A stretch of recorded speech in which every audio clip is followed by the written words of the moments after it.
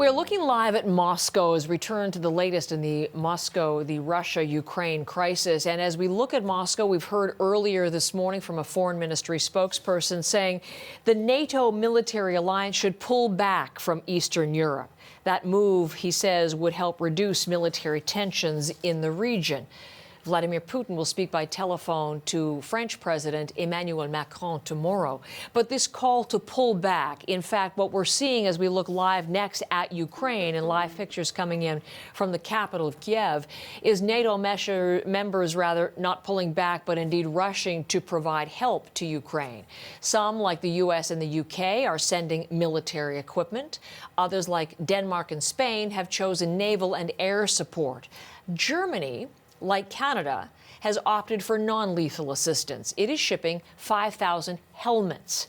That's a move Kiev's mayor calls a joke. Chris Brown is our former Moscow correspondent, part of our team now reporting on the crisis. He's in Lithuania, speaking to German soldiers at a NATO base about their country's commitment to Ukraine's security. Well, you're looking at armored infantry carriers belonging to the German army. We're in Lithuania, about an hour and a half outside the capital Vilnius, and this is one of NATO's bases that it set up in the Baltics back in 2017. The idea was to put NATO troops here, not too close to Russia's borders, but enough to send a message of deterrence. And so the Germans are in charge of this battle group. Canada is next door in Latvia, and then further up there's another one in Estonia as well. Of course, with the large buildup of Russian troops, not just in Russia, but really also in Belarus, which is about 130 kilometers from here, these forward bases have taken on much more importance.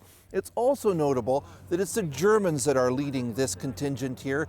The German government's been under a lot of criticism that it's not done enough to throw its military support behind Ukraine as it's facing down this threat from Russia. We asked the German battle group commander here about that. With being the framework and the lead nation here for this enhanced forward presence battle group, we are deploying on a rotational basis over 600 German soldiers here in a fighting capabilities with main battle tanks, infantry fighting vehicles. So we are already contributing to a large scale to the defense and the reassurance of the Baltics. Nonetheless, NATO is beefing up many of these enhanced forward presence that they have in Eastern Europe with extra aircraft, with extra troops, and with extra machinery.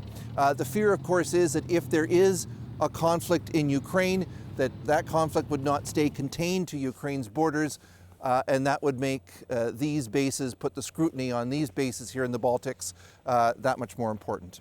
Chris Brown, CBC News in Lithuania.